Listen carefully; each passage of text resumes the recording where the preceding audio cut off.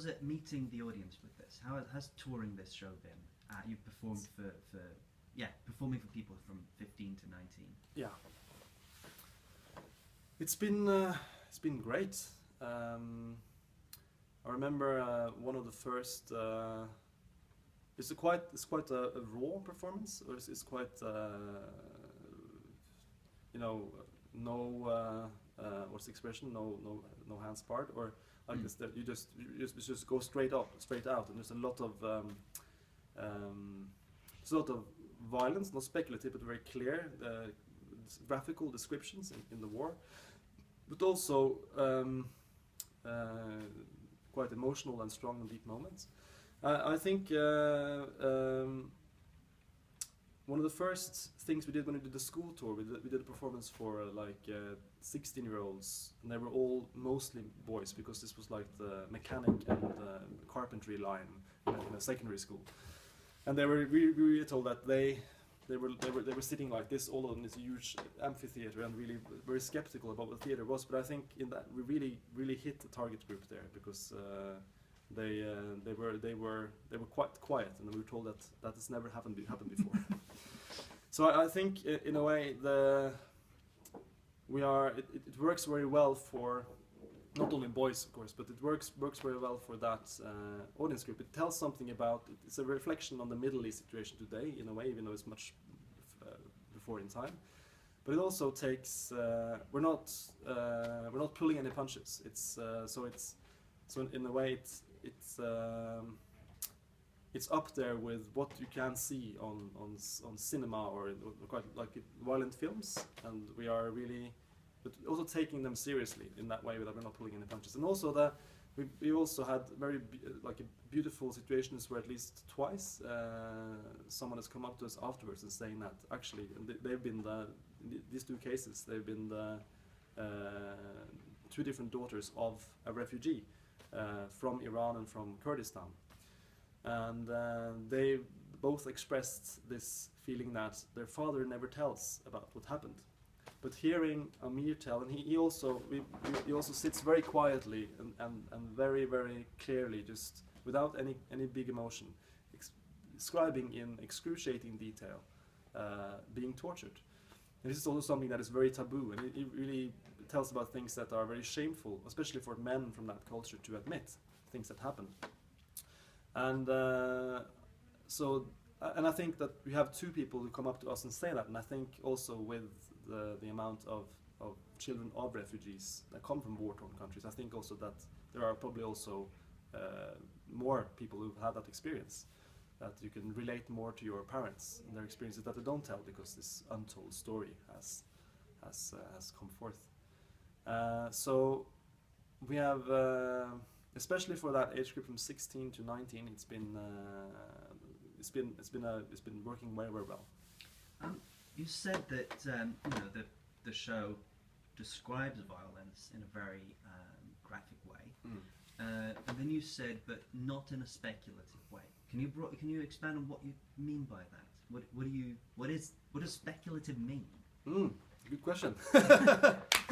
Yeah. I should be held accountable for that. What do I mean by that?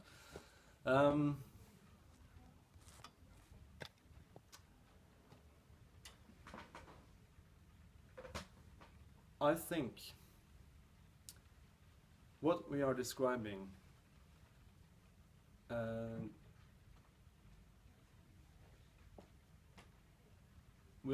situations like being in a war zone, like in one part it's like 40 days. We call this part of this like a scene, or like a bigger scene we call, or a bigger part, an act, maybe a chapter. We call it, mentally at least, 40 days in hell, because this is where Amir is in the trench war with Iraqi forces and has to call on air support because he has the air radio. And they really work. And here it's to give an impression of that. It's about choosing singular things. It's not about speculative. Would maybe be describing. And then when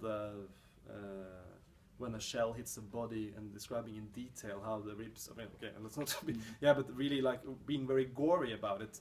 But it's in a way less is more. So just describing how you're running, and then your foot is sticking into something slippery, and as you're sinking into a marsh, and you look down and you step through the stomach of one of your friends who just died. That is quite.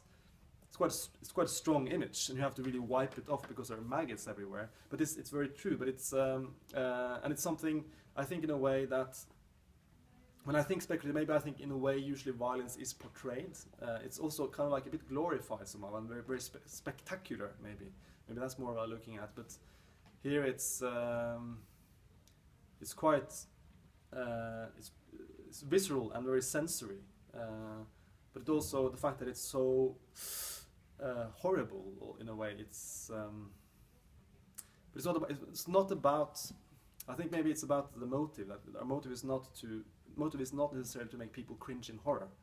I mean, even though you might do that, but the motive is to try and paint a picture of what it's like for someone who's never been to war. That is our main motive, not to wow people with these scenes. They're not included to make people be really astonished or for the shock effect, but they are included because they've been, at least that's been the motive, to choose them to make it very clear how can you give as clear as possible an image of how it must be to live in this hellhole, and then also use imagery that you might not see ordinarily in war movies maybe also. Yeah. Do you think in a sense that you can go further?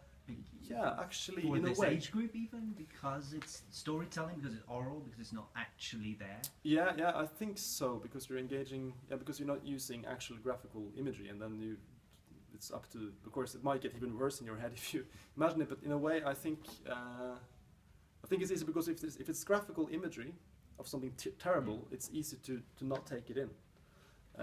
This is what I believe. It can be too much if you see it, and you might not be able to relate to it. But actually in this scene also we're saying you, we're using that what do you call it, article? Yeah, you know what I mean. And so you are running.